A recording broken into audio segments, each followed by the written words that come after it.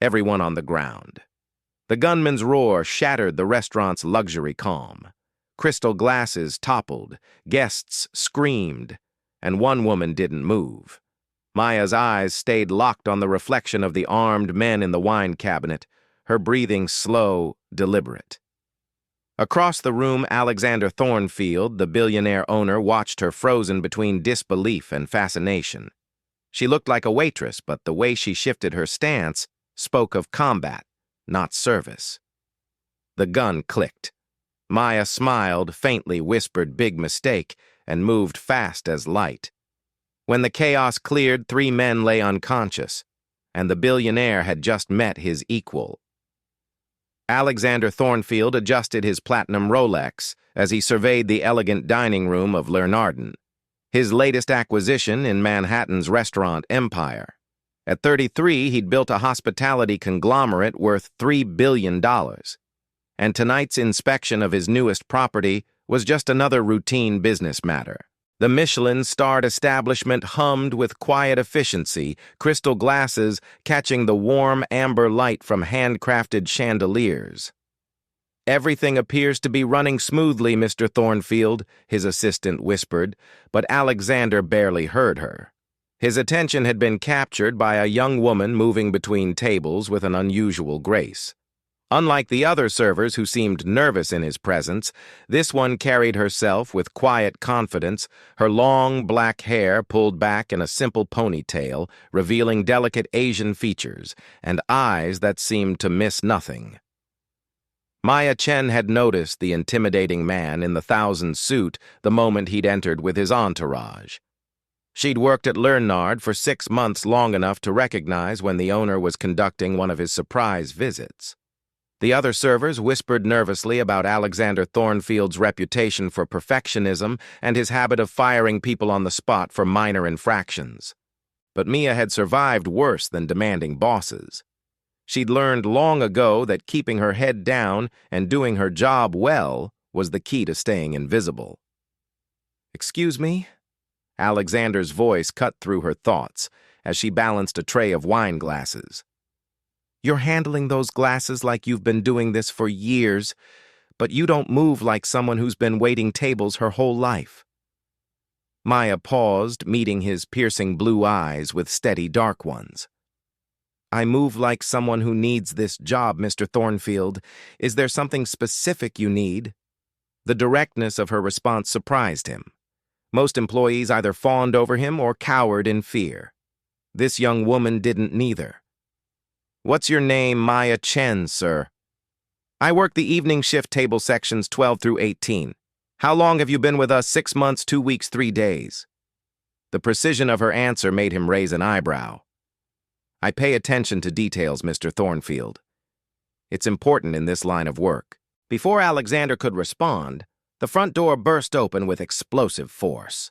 3 men in dark hoodies stormed into the restaurant, their faces partially concealed, and their intentions immediately clear when one shouted, "Everyone on the ground now!" Chaos erupted instantly. Diners screamed and dove under tables. Expensive glassware shattered against marble floors, and servers dropped their trays in panic. Alexander's security details started to move, but they were positioned near the kitchen entrance, too far away to be immediately effective. Wallets, phones, jewelry, everything valuable in the bag. The leader, a man with dead eyes and a scar running down his left cheek, waved a pistol menacingly. "Any heroes tonight and people start dying." Alexander watched in fascination as Mia's entire demeanor shifted. While everyone else displayed various stages of terror, she became perfectly still, her breathing controlled and her eyes tracking each gunman's position with mathematical precision. She'd moved slightly behind a marble pillar, partially concealed, but with clear sight lines to all 3 assailants. "You pretty lady with the ponytail," the scarred leader called out, pointing his weapon directly at Maya. "Start collecting from these rich folks. Move!" Maya stepped forward with her hands visible, but Alexander noticed something the gunman missed. Her stance. Her feet were positioned in a way that suggested coiled energy like a spring ready to release. Her center of gravity was lower than normal, and her breathing remained impossibly steady. "Of course," Maya said calmly, approaching the nearest table where an elderly couple sat trembling. "Just please don't hurt anyone." The gunman relaxed slightly, thinking he'd found a compliant helper. That was his first and last mistake. Maya moved with fluid precision that defied physics. In one seamless motion, she grabbed the edge of a marble-topped side table and spun it toward the leader while simultaneously dropping low and sweeping the legs of the second gunman. The heavy table caught the leader in the midsection, sending him crashing into an ornate wine display. Before the third gunman could react, Maya had rolled behind the bar and launched herself over it in a spectacular aerial maneuver. Her foot connected with his wrist, sending his weapon flying, while her elbow found his solar plexus with surgical accuracy. He crumpled instantly. The second gunman tried to scramble for his dropped weapon, but Maya was already there. She delivered a precise strike to a pressure point on his neck, and he joined his accomplice in unconsciousness. The entire encounter had lasted less than 30 seconds. The restaurant fell into stunned silence. Maya straightened her uniform, checked her ponytail, and looked around at the debris with genuine concern. "I'm sorry about the mess," she said to Alexander, who stood frozen in amazement. "I know this will require extensive cleanup. Are you seriously apologizing for saving everyone's lives?" Alexander found his voice, though it came out rougher than intended. "I'm apologizing for the property damage," Maya replied, her professional mask sliding back into place. "The insurance paperwork alone will be a nightmare." Police sirens wailed in the distance as Alexander's security team finally reached them, looking sheepish and unnecessary. Alexander couldn't take his eyes off Maya, who was now helping the elderly couple back to their feet with gentle reassurance. "Where exactly did you learn to fight like that?" he asked, approaching her carefully. Maya's expression became guarded instantly. "YouTube videos," she said flatly. "Amazing what you can learn online these days." Alexander almost laughed at the obvious lie, but something in her eyes warned him away from pushing. "Right, YouTube, Mr. Thornfield," one of his security guards interrupted. "The police want statements from everyone." "Should we handle it?" Alexander said without looking away from Maya. "Make sure they know Ms. Chen is a hero, not a suspect." "I'm not a hero," Maya said quietly. "I'm just someone who reacts quickly in dangerous situations. It's not complicated." But it was complicated, Alexander realized. Everything about this woman was complicated. The way she moved suggested years of intensive training. Her situational awareness was military level. Her calm under pressure indicated experience with violence that no 22-year-old waitress should possess. "Have dinner with me," he said suddenly. Maya blinked in surprise. "Excuse me? Tomorrow night somewhere quiet where we can talk without interruption. I'd like to know more about you, Mr. Thornfield." "I don't think that's appropriate. You're my boss." "Actually, I'm your boss's boss's boss," Alexander said with a slight smile, which makes it even more inappropriate, but I'm asking anyway. "Why?" The simple question caught him off guard. Why was he asking? Because she intrigued him in ways he couldn't define. Because watching her fight had been the most exciting 30 seconds of his privileged life. Because she looked at him like he was just a man instead of a bank account with legs. Because in 33 years of living, I've never met anyone like you, he said honestly. Maya studied his face for a long moment, searching for signs of deception or hidden agenda. "I don't date customers' employers or men who think they can collect interesting people like trophies. Which category do I fall into? All three?" Alexander laughed, despite the rejection. "Fair enough. But what if I wasn't your employer? You'd still be a customer who thinks I'm some kind of trophy. And if I promise not to treat you like a trophy?" Maya shook her head. "Mr. Thornfield, we live in completely different worlds. You own restaurants, I clean tables, you wear suits that cost more than my rent.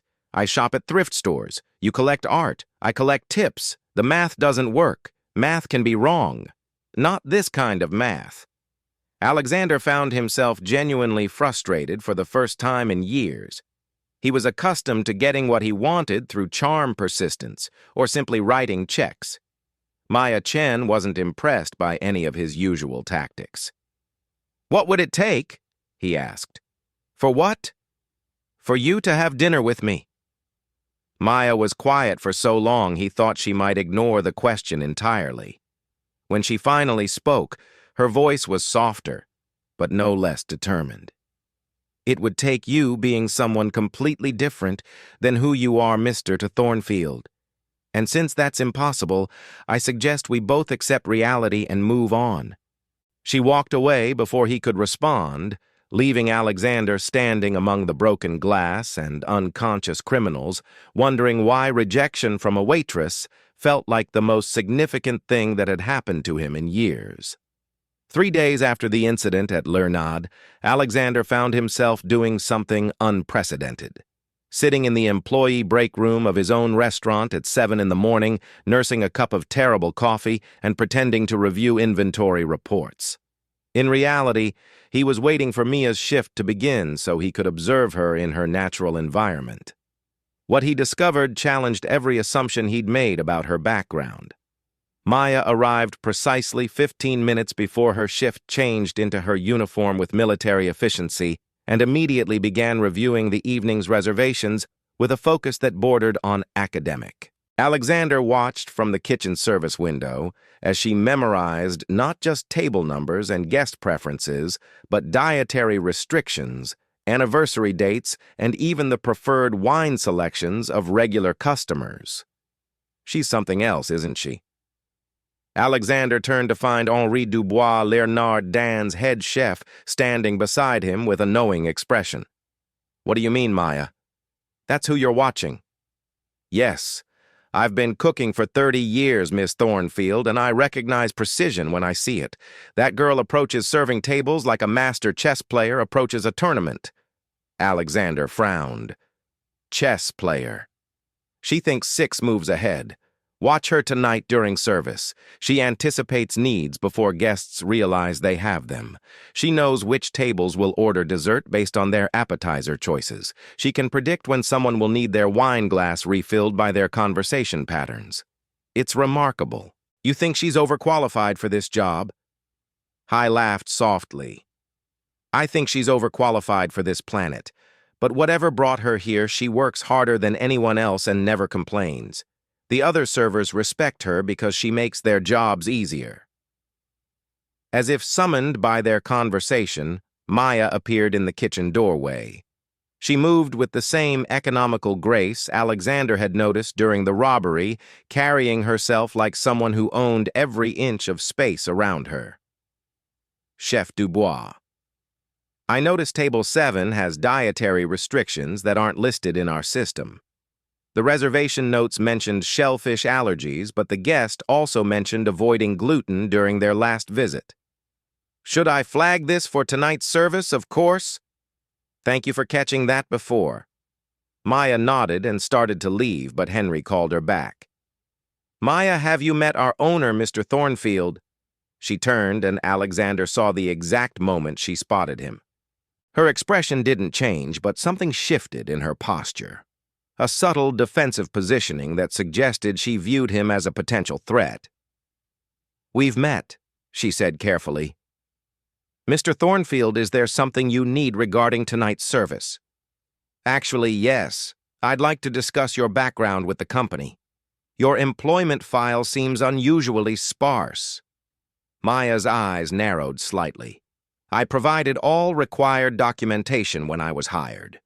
"You provided the minimum required documentation. Most employees include references, previous work experience, educational background. Your file contains a driver's license, social security card, and nothing else. Is there a problem with my work performance?" "Quite the opposite. Your work is exceptional, which makes your minimal background even more intriguing." Henry sensed the tension and quietly excused himself, leaving them alone in the kitchen. Maya remained perfectly still, but Alexander noticed her hands had unconsciously moved to a defensive position at her sides. Mr. Thornfield, I do my job well. I'm punctual professional and I don't cause problems. In most places, that's enough. This isn't most places.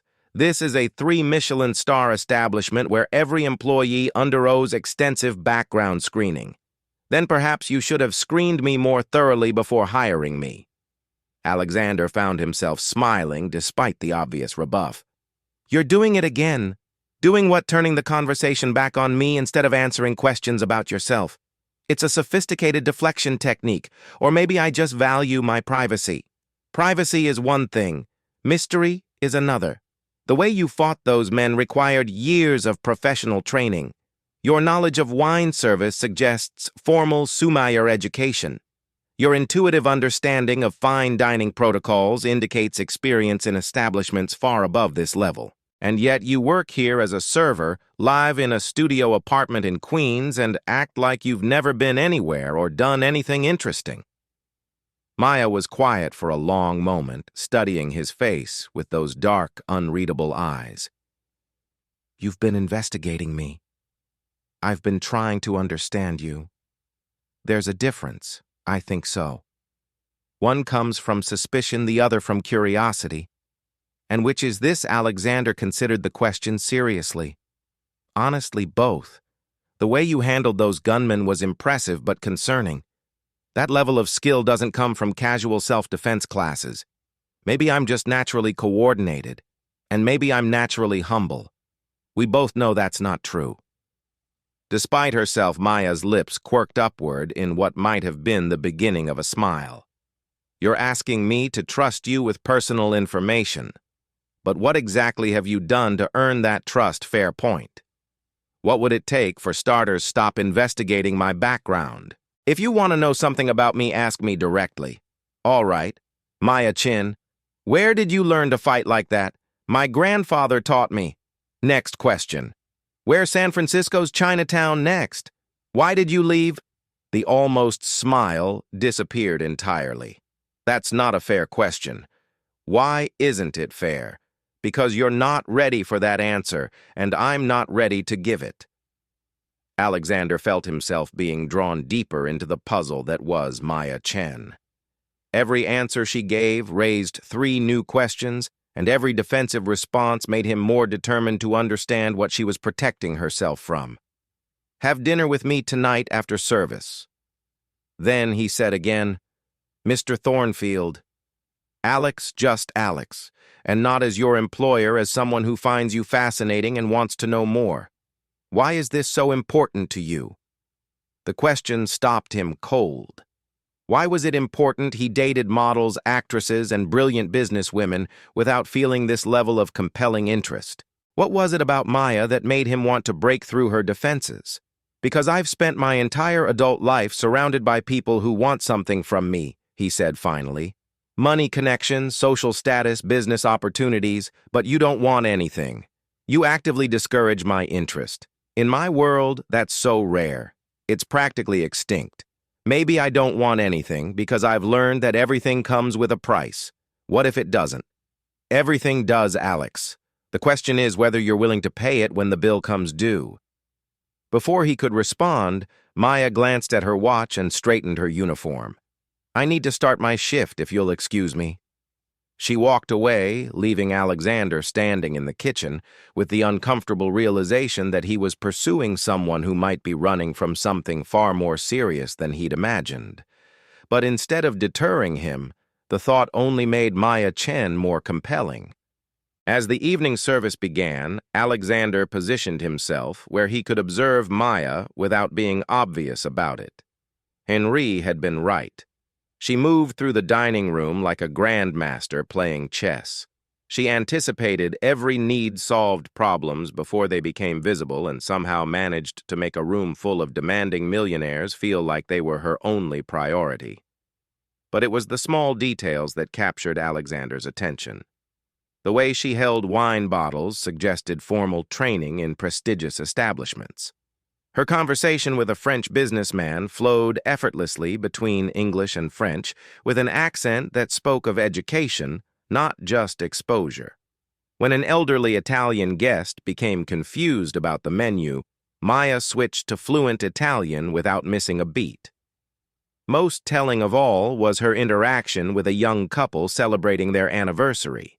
The woman was clearly nervous, wearing a dress that had probably cost her a month's salary. Intimidated by the elegant surroundings, Maya somehow made her feel comfortable without being condescending, recommending wines that complemented their budget while making the experience feel special rather than economical. She's got 4 tables, 96 covers tonight, and every single guest thinks they're her favorite, Henri observed, appearing beside Alexander again. That's not just skill, that's artistry. How does someone that talented end up waiting tables? Same way someone with your intelligence ends up buying restaurants instead of running countries? I suppose life is complicated and people make choices for reasons that don't always make sense to outsiders. Alexander watched Mia deliver a perfectly timed dessert to table 12 while simultaneously catching the eye of a guest at table 15 who needed his wine glass refilled. She made it look effortless, but he could see the tremendous concentration required to orchestrate such seamless service. As the evening wound down, Alexander made his decision. He would wait for Maya after her shift ended, not to pressure her into dinner, but to offer something he'd never offered anyone before. Complete honesty about why she intrigued him. What he didn't expect was to find her in the alley behind the restaurant at 1:00 a.m., practicing martial arts forms with deadly precision under the pale glow of security lights. Alexander stood frozen in the doorway, watching Maya move through what appeared to be an advanced kata with breathtaking fluidity. Her work uniform had been replaced by simple black clothing that allowed unrestricted movement, and her hair flowed loose around her shoulders as she executed techniques that were clearly lethal in their precision. She spun, kicked, struck invisible opponents with combinations that would have been devastating against real attackers. This wasn't casual practice. It was the disciplined training of someone maintaining skills that had taken years to develop. Every movement spoke of muscle memory earned through countless hours of repetition. Maya sensed his presence without breaking rhythm, completing her form before turning to face him with calm alertness. Mr. to Thornfield. Working late. Alex, he corrected automatically. And yes, apparently not as late as some people. I prefer to practice when there's no audience. How's that working out for you? Despite herself, Mia smiled. Not well, apparently. Alexander stepped into the alley, noting how Mia's stance suddenly shifted to maintain distance while keeping escape routes clear. That was beautiful. Also terrifying, but beautiful. It's just exercise. That was combat training at a level most military units would envy. Where exactly did your grandfather teach you to move like that? Maya was quiet for a long moment, studying his face in the dim light. Something in his expression must have convinced her to drop at least one layer of defensive pretense. My grandfather was Liwi Chen. He taught traditional kung fu in San Francisco's Chinatown for 40 years. I started training with him when I was 4 years old. Alexander recognized the name immediately. Liwi Chen had been legendary in martial arts circles, a master who trained champions and whose school had produced fighters who dominated international competitions. Liwi Chen was your grandfather, the Liwi Chen. You've heard of him. Anyone who's ever studied martial arts has heard of him. He was considered one of the greatest masters of his generation. His school produced more champions than any other institution in North America. Maya's expression became guarded again. Most people don't know that much about traditional kung fu. I studied taekwondo in college. Not seriously, but enough to recognize expertise when I see it. Your grandfather was famous for only accepting students who demonstrated exceptional dedication and natural ability. He made exceptions for family. I doubt that. Liwi Chen was known for being harder on his relatives than anyone else. If he trained you personally, it's because you had extraordinary talent. Maya began gathering her things, clearly uncomfortable with the direction of the conversation. It was a long time ago. How long ago did you leave? The question made her pause. I didn't leave. I was sent away. By who? My family.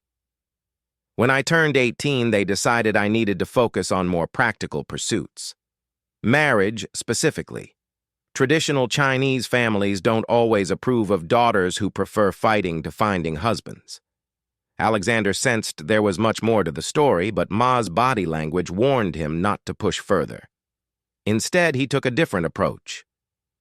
Are you hungry? It's 1:30 in the morning. You just finished a 10-hour shift followed by what looked like an hour of intensive training. I'm betting you haven't eaten anything substantial since lunch. I'm fine. That wasn't the question. Are you hungry? Maya hesitated. Yes, I know a place. Nothing fancy, just good food and no dress code required. Alex, not a date, just food. Two people who happen to be hungry at the same time eating in the same location. No expectations, no agenda. Why are you being so persistent? Because you're the first person I've met in years who challenges me to be more than just rich. You make me want to earn your respect instead of buying it. Maya looked at him for a long moment, weighing something in her mind. One condition. Name it. No more questions about my past tonight. We can talk about anything else, but my personal history is off limits. Deal. The diner Alex chose was a 24-hour place in Queens that served truck drivers, night shift workers, and insomniacs who needed comfort food at unusual hours. Maya seemed to relax as soon as they walked in. The casual atmosphere and working-class clientele apparently felt safer to her than elegant restaurants filled with people who might have expectations or judgments. They found a booth in the back corner, and Maya ordered pancakes with a side of bacon, while Alex requested coffee and pie. She ate with genuine hunger, and Alex found himself fascinated by this glimpse of Maya without her professional mask. Can I ask about Kung Fu without it counting as personal history? He ventured. Depends on the question. The form you were practicing. What style was it? Northern Shaolin with elements of Wing Chun. My grandfather believed in combining traditional techniques with practical applications. How many hours a day did you train? When I was younger, 4 to 6 hours after school, more on weekends, training wasn't optional in our family. Do you miss it? Maya paused with her fork halfway to her mouth. Miss what? Competing. From what I understand, someone with your background would have been eligible for national team's international competition. I was never interested in competition. Why not? Because Kung Fu isn't a sport. It's a way of life, a philosophy, a means of protecting yourself and others. Turning it into entertainment diminishes its purpose. Alex found himself leaning forward, drawn in by the passion in her voice. But surely your grandfather would have been proud to see you compete at the highest levels. My grandfather cared more about character than trophies. He used to say that the most important victories happen when nobody's watching. Like 3 nights ago in the restaurant, Maya met his eyes directly exactly like 3 nights ago. They ate in comfortable silence for a while, and Alex noticed Mia gradually relaxing. Her shoulders lost their defensive tension, and she began to make occasional eye contact instead of constantly scanning for exits. Your turn, she said eventually. For what? To answer questions. Fair is fair. What do you want to know? Why restaurants? You could have gone into any business, but you chose hospitality. Why? Alex considered the question seriously. Because food brings people together. It's one of the few industries where success depends on making people genuinely happy rather than just separating them from their money. That's surprisingly idealistic for a billionaire.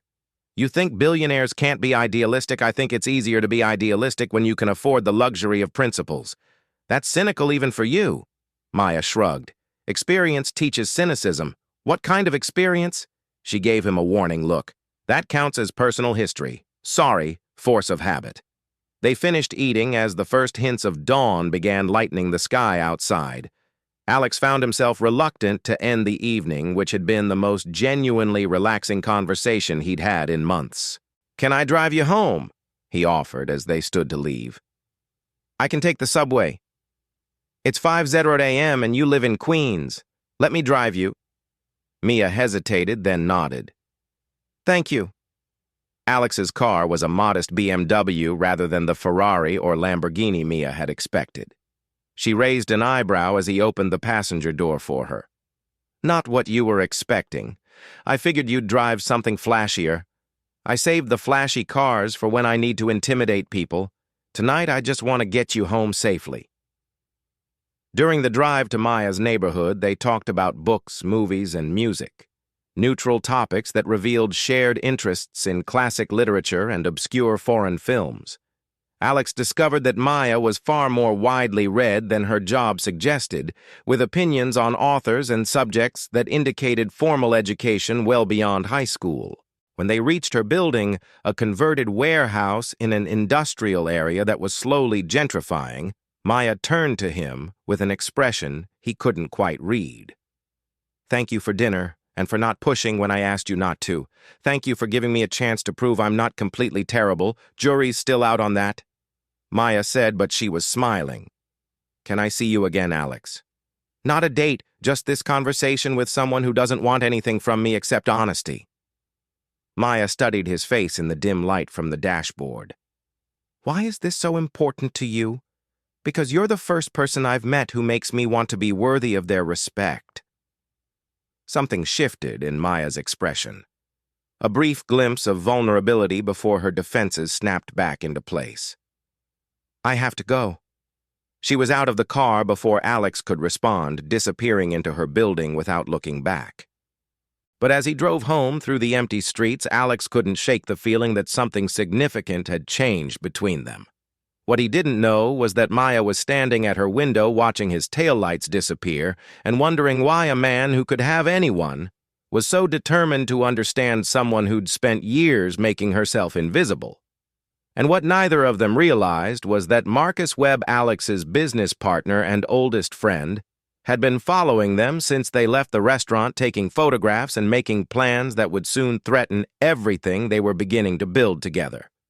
V2 May's recent copier, Publicker 4. Marcus Webb had been Alexander Thornfield's business partner for 8 years, best friend for 12, and secret enemy for the past 6 months. As he sat in his penthouse office reviewing the photographs his private investigator had taken of Alex and Maya, his jaw tightened with barely controlled rage. Maya Chen wasn't just some waitress who'd caught Alex's attention. She was the granddaughter of Li Wei Chen, the legendary kung fu master whose dojo Marcus had desperately tried to join as a teenager, only to be rejected for lacking the discipline and character Li Wei demanded from his students. The old man had looked right through Marcus, seeing the anger and entitlement that drove him, and had dismissed him with words that still burned 15 years later. "You seek power, not wisdom. Find another teacher." Now Li Wei's granddaughter was threatening to derail the most important business deal of Marcus's career.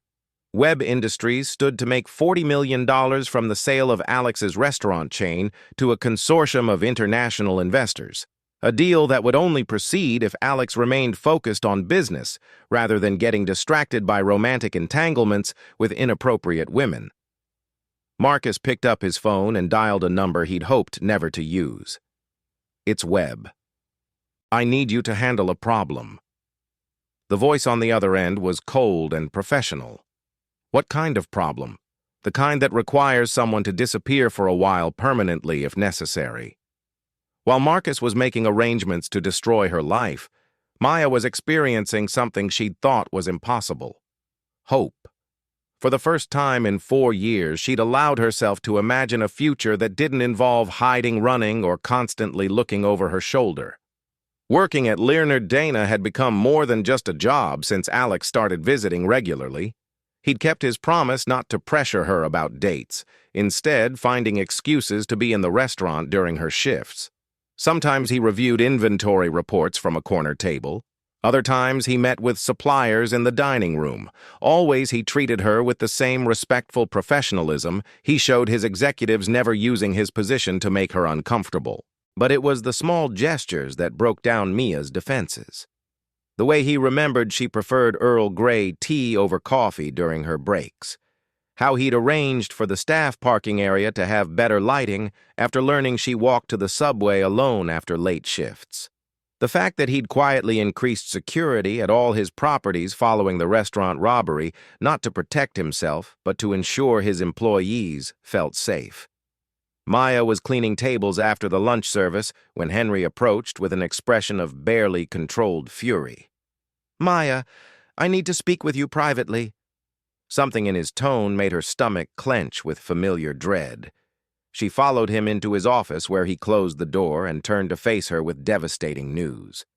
Immigration Services received an anonymous tip this morning claiming, "You're working under false documentation." The blood drained from Maya's face. "What, they're conducting a full investigation into your employment status, legal documentation, background verification, the works if there's anything irregular about your papers." Maya sank into a chair, her mind racing.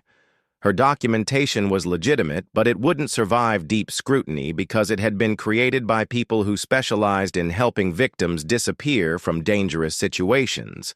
Immigration investigators would eventually trace the documents back to their source, exposing not just Maya, but an entire network that helped women escape abusive families and arranged marriages. "Who would do this?" Henri asked gently. Maya already knew.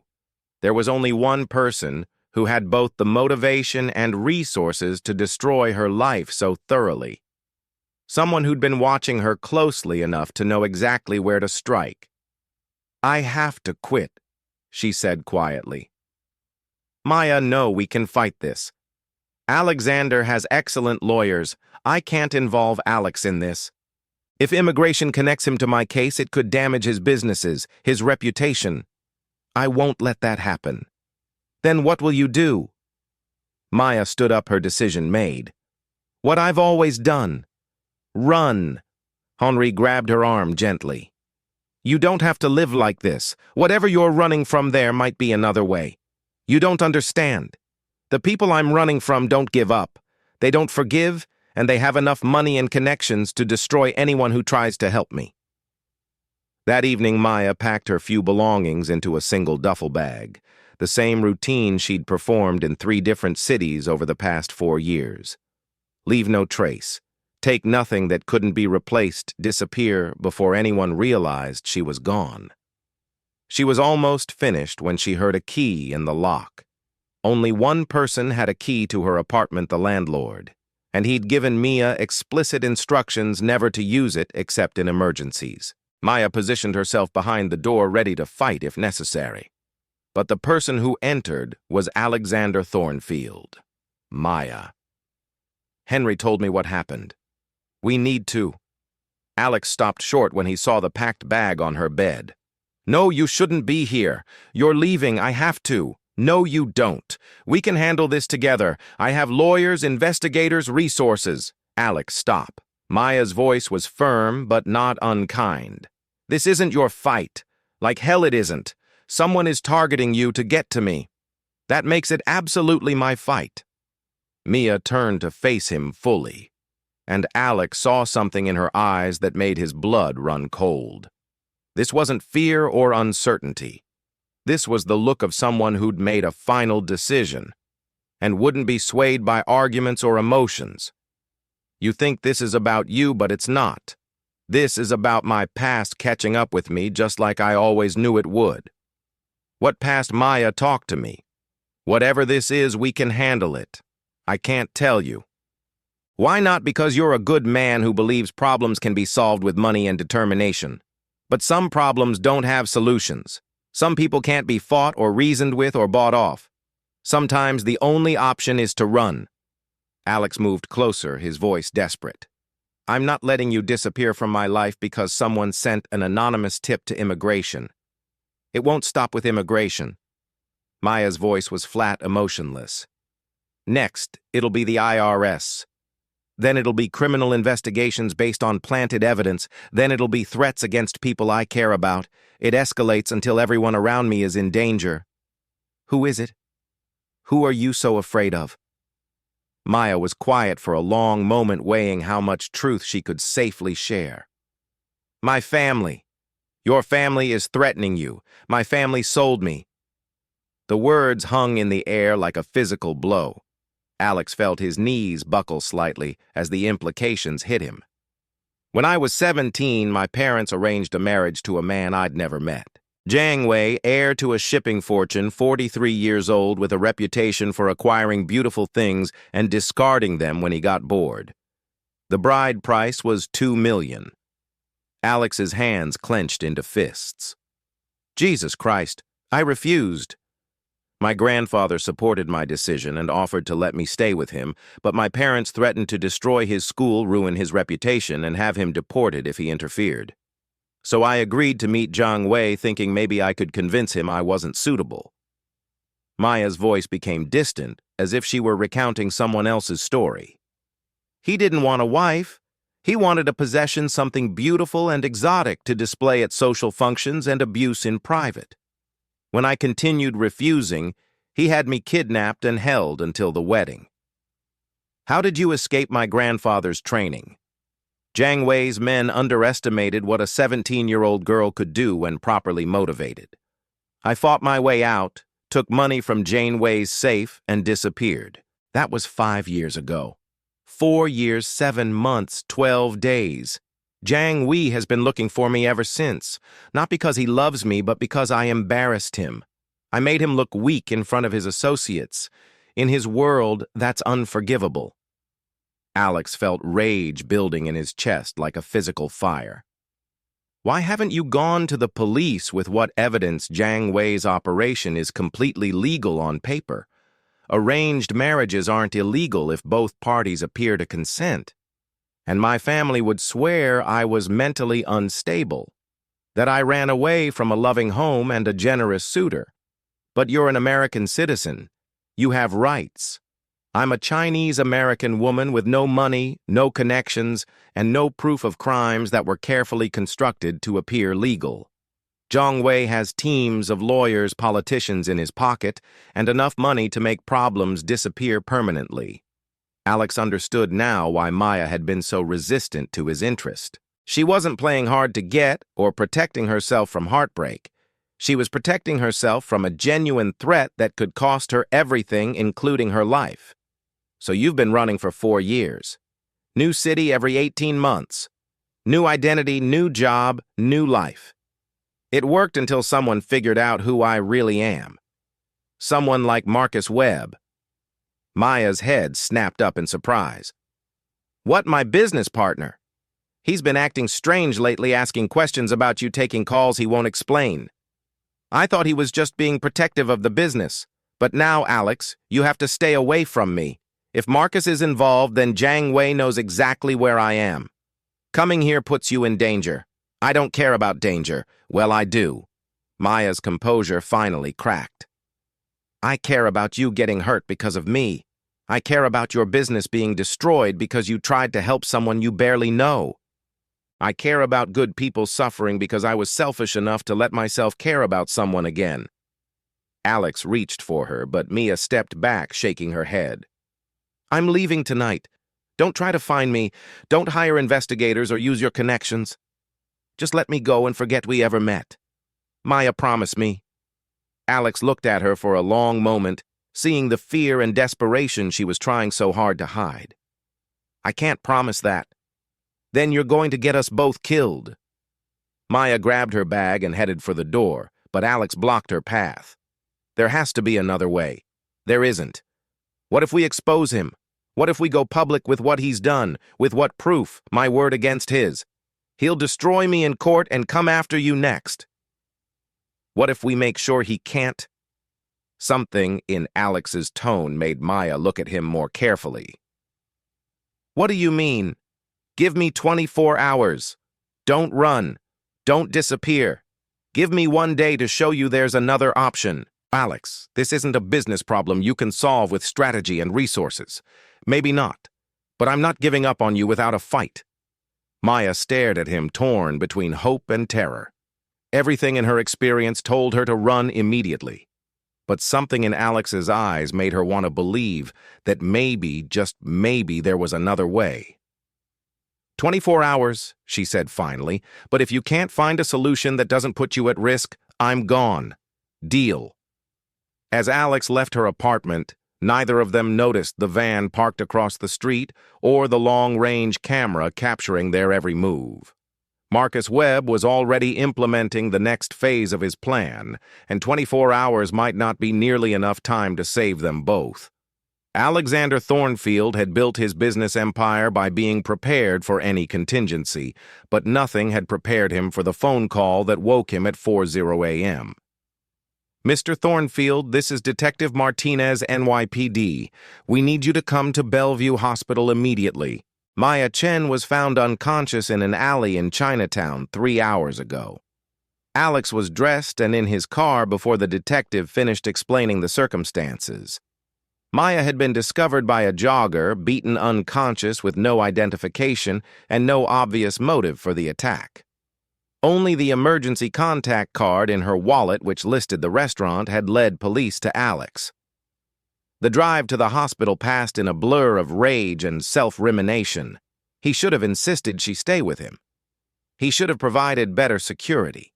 He should have recognized that 24 hours was too long when dealing with people willing to kidnap and abuse teenage girls. Detective Martinez met him in the emergency waiting room. A tired, ill-looking woman in her 40s who'd clearly seen too much violence in her career. She's stable but unconscious. Concussion, 3 broken ribs, extensive bruising. Whoever did this knew exactly how to hurt her without leaving obvious evidence of torture. "Has she said anything?" "She hasn't regained consciousness since we found her." "But Mr. Thornfield, there's something else. We found this in her jacket pocket." Martinez handed him a photograph that made his blood freeze. It showed Maya and Alex leaving the diner 4 nights earlier, but Mia's face had been circled in red ink with a message written on the back in Chinese characters. "Can you read this?" Martinez asked. Alex stared at the foreign writing, feeling helpless. "No, but I know someone who can." An hour later, Henry Dubois arrived at the hospital with Dr. Kim Nakamura, a linguistics professor from Columbia who specialized in Chinese dialects. Dr. Nakamura studied the photograph with growing concern. "This is written in traditional Chinese, but the phrasing is archaic, formal. It says, 'The runaway bride will return to her rightful husband, or all who shelter her will suffer the same fate.' Rightful husband." Detective Martinez looked confused. Alex explained Mia's situation as concisely as possible, watching Martinez's expression shift from skepticism to grim understanding. So this Jiang Wei character had her beaten as a warning. Not Jiang Wei directly, he's too smart to get his hands dirty. But his people, yes, we'll need evidence to build a case.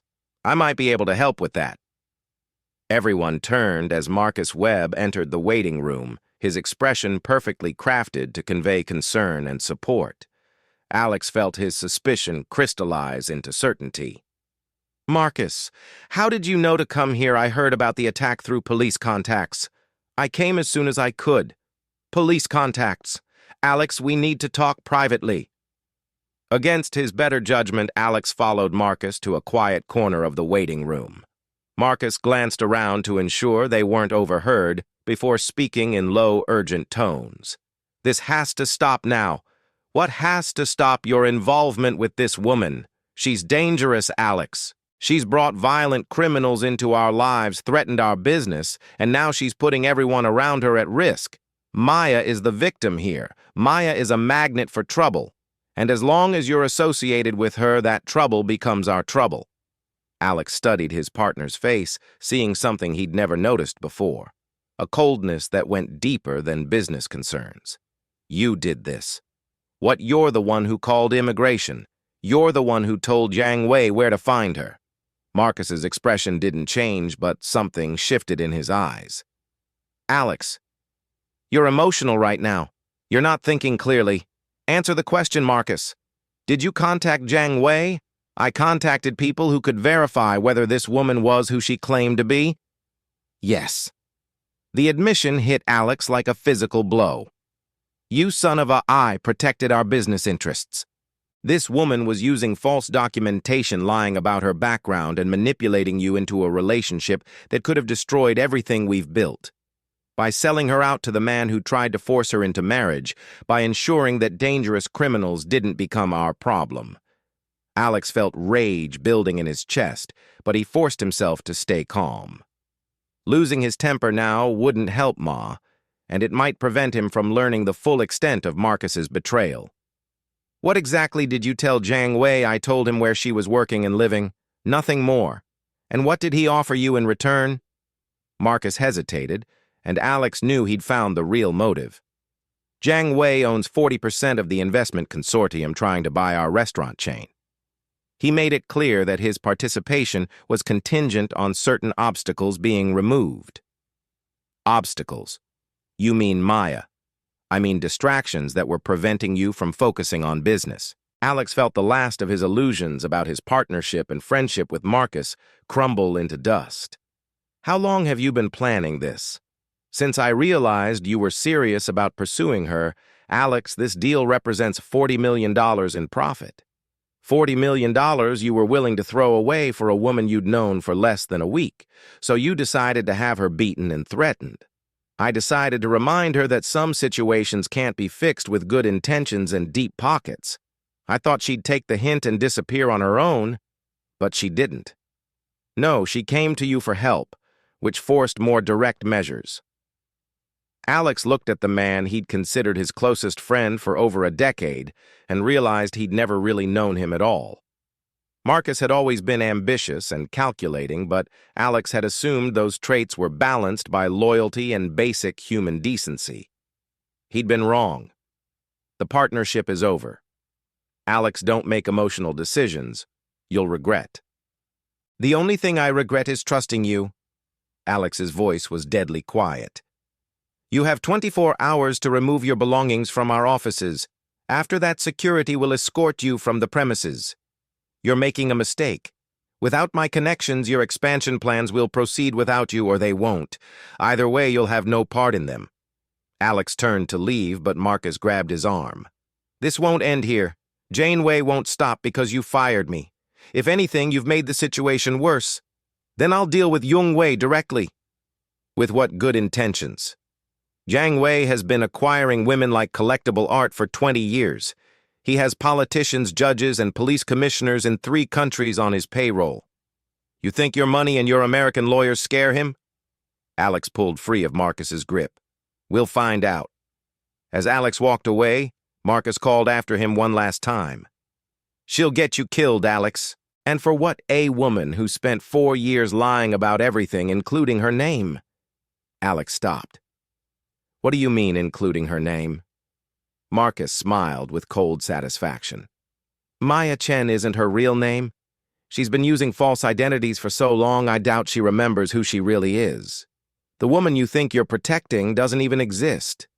Despite everything he'd learned about Marcus's betrayal, this final revelation hit Alex like a knife to the chest. He'd fallen in love with someone whose name he didn't even know. But as he returned to Mia's hospital room and saw her lying unconscious, her face swollen from the beating Jiang Wei's men had given her, Alex realized it didn't matter. Whatever her real name was, whatever lies she'd told to protect herself, the woman in that hospital bed was someone worth fighting for. Dr. Nakamura was still examining the photograph when Alex returned, her expression troubled. There's something else, she said quietly. The calligraphy style is very specific. Whoever wrote this was educated in traditional Chinese schools, probably in Hong Kong or Taiwan. But there are subtle characteristics that suggest American influence. What does that mean? It means this message wasn't written by Zhang Yi or his associates in China. It was written by someone Chinese-American, someone who learned traditional writing but has been living in America for many years. Alex felt pieces of a larger puzzle beginning to fall into place. Someone like Maya's family, possibly, or someone working for them here in the States. Detective Martinez looked up from her notes. Mr. Thornfield, we're going to need a complete list of everyone who knew about Miss Chen's location and situation. If this Jiang Wei has people operating in New York, we need to identify them. Alex nodded, but his attention was focused on Maya, who was beginning to stir in her hospital bed. Her eyes opened slowly, unfocused at first, then gradually sharpening as she recognized where she was. Alex. Her voice was barely a whisper. I'm here. They found me. I know, but you're safe now. Maya tried to sit up, wincing at the pain from her broken ribs. No one is safe. They'll keep coming until they get what they want. What if we give them something else they want more? There's nothing Jiang Wei wants more than recovering his lost face. What about $40 million? Maya looked at him in confusion, and Alex explained Marcus's betrayal and the business deal that had motivated it.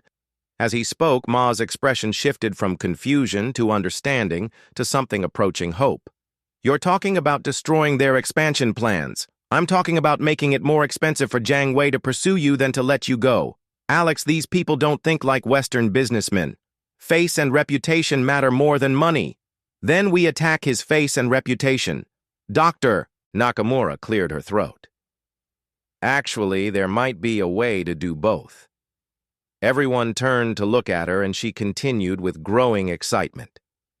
Traditional Chinese marriage contracts from Jiang Yi's generation often include very specific clauses about family honor and business reputation. If Maya was contractually promised as a bride and then refused to fulfill that obligation, Jiang Wei might be legally entitled to recover not just her, but compensation for the loss of face. How does that help us? Alex asked. Because those same contracts usually include clauses about the bride's family's obligations. If Mia's parents accepted money for a marriage that was never consummated, they might be legally obligated to return that money with interest. Mia sat up straighter despite the pain.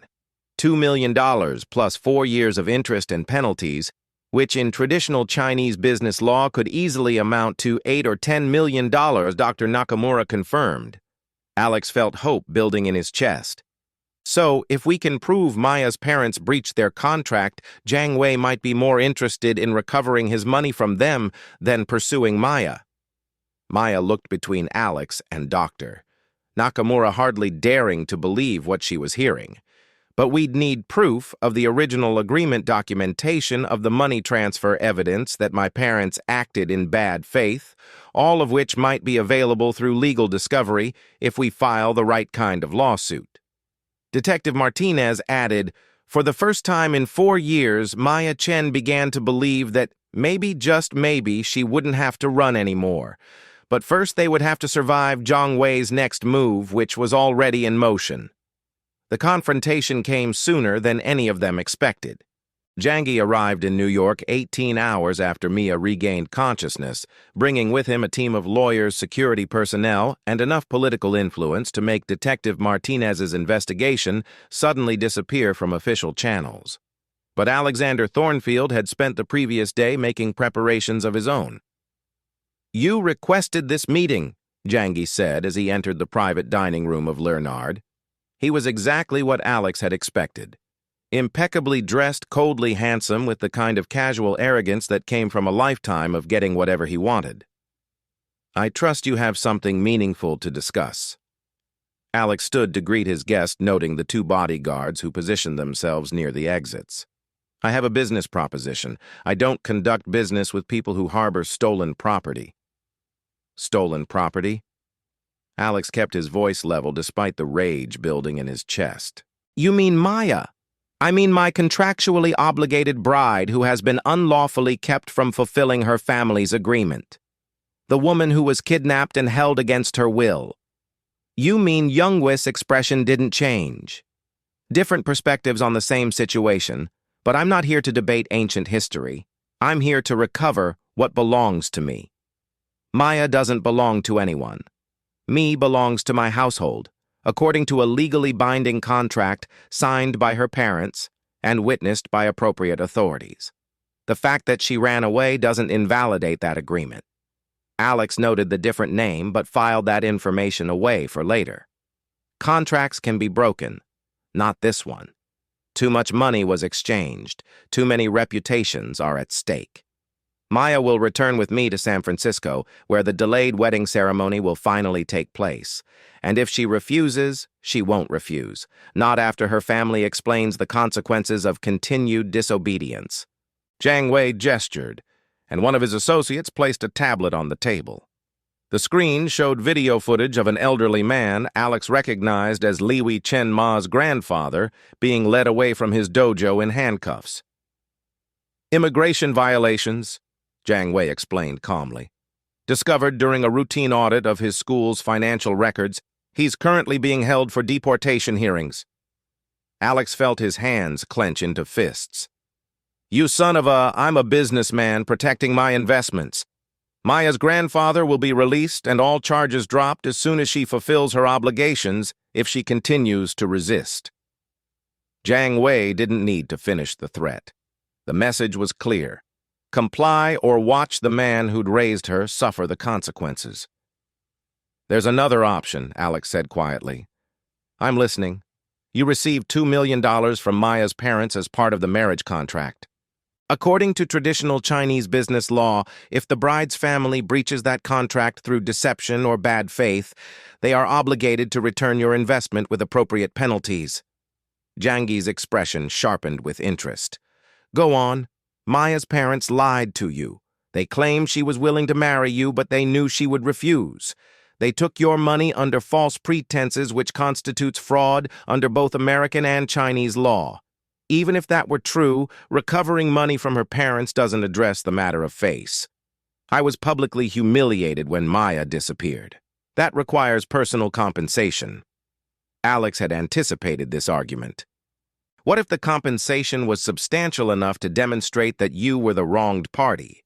What if everyone involved understood that you were generous enough to release Maya from an obligation her parents had fraudulently created? How substantial $8 million immediately plus public acknowledgement that you were deceived by Mia's family and that your decision to release her demonstrates wisdom and compassion rather than weakness? Jiang Wei leaned back in his chair, considering the offer. $8 million was significantly more than he'd originally invested, and it would allow him to save face while eliminating a problem that had become increasingly expensive to maintain. Who would provide this compensation? I would. And in return, Maya goes free. Completely free. No further contact, no claims on her, no threats against her family. You drop the charges against her grandfather and leave all of them alone permanently. You're willing to pay $8 million for a woman you've known for less than 2 weeks. I'm willing to pay $8 million to ensure that a good person doesn't spend the rest of her life running from a situation she never chose. Jiang Wei studied Alex for a long moment, his calculating mind weighing the costs and benefits of the proposed arrangement. There would have to be documentation legal agreements that protect both parties, of course, and Maya would have to sign paperwork acknowledging that she was never coerced, that her refusal to marry was her own choice, not the result of outside influence. Alex hesitated. He could see the trap in Jiang Wei's demand. Documentation that would shift all blame to Maya and her family while absolving Jiang Wei of any wrongdoing. She'll sign whatever's necessary, Alex said. Finally, then, we have an agreement. The legal paperwork took another 4 hours to complete with teams of lawyers from both sides, crafting documents that would satisfy American courts, Chinese business traditions, and Jiang Wei's need to emerge from the situation with his reputation intact. Maya signed the papers in Alex's office, her hand shaking slightly as she acknowledged that her 4-year nightmare was finally ending. Liwi Chen was released from immigration custody before the ink was dry on the contracts. But it was the conversation that followed Jiang Yi's departure that Alex would remember most clearly. $8 million, Maya said quietly. That's more money than I'll earn in my entire lifetime. It's less than I spend on art in a good year. That's not the point, Alex. You barely know me. You know I lied about my name, my background, probably dozens of other things. Why would you risk so much for someone you can't trust? Alex sat on the edge of her hospital bed, choosing his words carefully. What's your real name, Li Hua? Maya is the American name I chose when I started running. Li Hua, Alex repeated slowly. It's beautiful. It means beautiful plum blossom. My grandfather said I was born during plum blossom season when winter is ending and spring is about to begin. Is that what this is? The end of winter. Maya looked at him with eyes that held 4 years' worth of pain and hope. I don't know. I've been running for so long. I'm not sure I remember how to stay in one place. We could figure it out together. Alex, I don't have anything to offer you. No money, no connections, no social status. I'm a waitress with a fake identity and enough emotional baggage to fill a cargo ship. You have something worth more than all of that. What you make me want to be worthy of you. Maya was quiet for a long moment, studying his face. You realize this is crazy, right? We've known each other for less than 2 weeks. People don't fall in love that quickly in real life. Don't they? Do they? Alex leaned closer, his voice soft but certain. I don't know about other people. I only know about us. And what do you know about us? I know that I'd rather spend one day being completely honest with you than a lifetime being fake with anyone else. I know that watching you fight those gunmen was the moment I realized I'd been sleepwalking through my life. I know that the thought of you disappearing terrifies me more than any business deal I've ever made. Maya felt tears gathering in her eyes. Alex, I know you're scared. I know you've been hurt by people who were supposed to protect you. I know you have every reason not to trust someone like me. Someone like you. Someone rich, privileged, someone who's never had to fight for survival or run from anything more dangerous than a hostile takeover. Maya touched his face gently, her fingers tracing the line of his jaw. You're wrong about that. About what you think you don't understand survival, but you do. You survived having Marcus as a best friend for 12 years without letting him destroy your basic decency. You survived growing up rich without becoming entitled or cruel. You survived having everything handed to you without forgetting how to work for something that mattered. Like what? Like this. Like us. Alex captured her hand and held it against his cheek. Is there an us I don't know, but I'd like to find out. Even though I'm completely crazy for falling in love with someone I met 2 weeks ago. Especially because you're completely crazy for falling in love with someone you met 2 weeks ago. Alex leaned down and kissed her softly. And Maya felt something inside her chest that had been frozen for 4 years finally begin to thaw. When they broke apart, she was smiling despite the tears streaming down her face. So what happens now? She asked. Now you recover from your injuries. Then you quit your job as a waitress. I need to work, Alex. I can't let you support me. I'm not talking about supporting you. I'm talking about offering you a position that matches your actual qualifications. Maya looked confused. What qualifications? Alex smiled.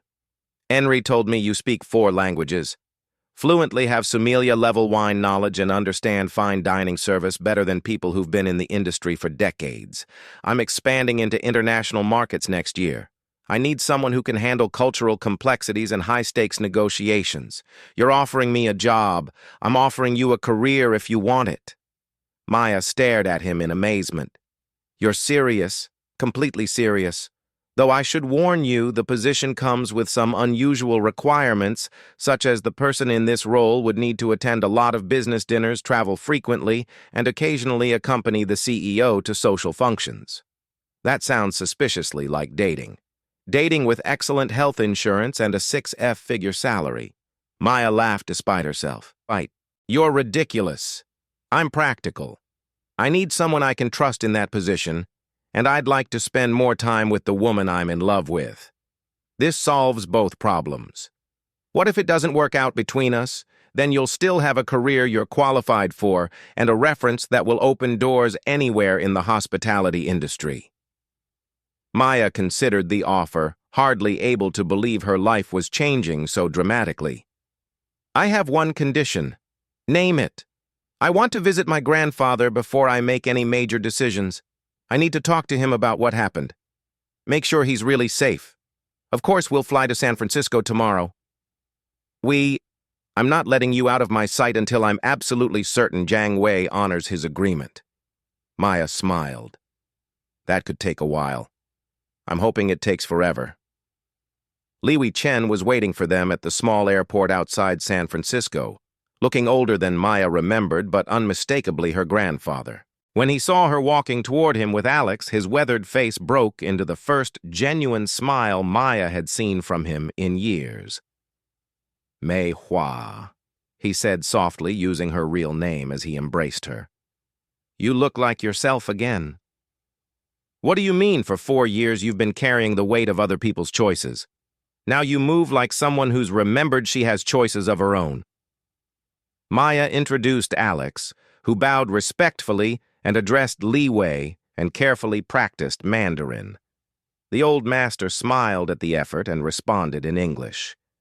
Your pronunciation needs work, but your intentions are clear.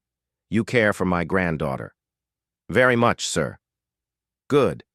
She deserves someone who sees her value. Li Wei looked between them with knowing eyes. The winter is ending. Maiwa, are you ready for spring? Maya looked at Alex, who was trying to follow the conversation despite the language barrier, and felt the last of her defenses finally crumble. Yes, grandfather, I think I am. 6 months later, Maya Chen, officially Lai Hua Thornfield after their quiet courthouse wedding, stood in the kitchen of their newest restaurant in Hong Kong, coordinating with chefs who spoke 3 different dialects of Chinese and marveling at how dramatically her life had changed. Alex found her there as the evening service wound down, reviewing inventory reports that most people would have delegated to assistants. Any regrets? He asked, wrapping his arms around her from behind about what? Marrying a man who thinks he can solve every problem with money and determination. Maya leaned back against his chest, smiling. That depends.